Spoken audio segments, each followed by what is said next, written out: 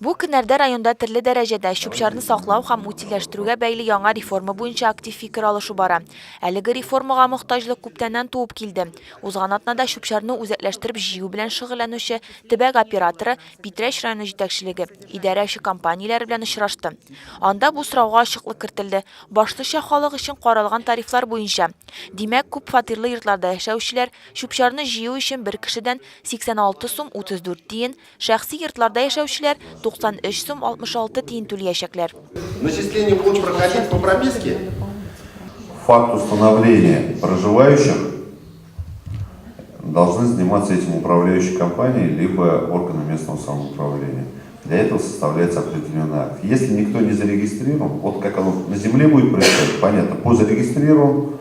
Если никто не зарегистрирован, по правилам представления коммунальных услуг будет начисление на одного собственника.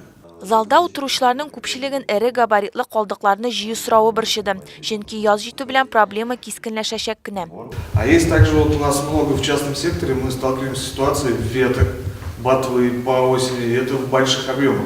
Она входит в стоимость? Входит.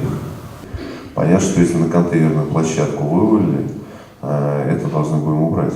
Здесь без вариантов. Но есть нюанс. Нужно будет отрабатывать с главами сельских поселений о том, чтобы это минимизировать, потому что люди не должны это сбрасывать, они в компостные ямы должны отправлять все остальное. Әлегә җавапларга караганда сораулар күбрәк, тик алар оператив рәвештә эш процессында каралачаклар.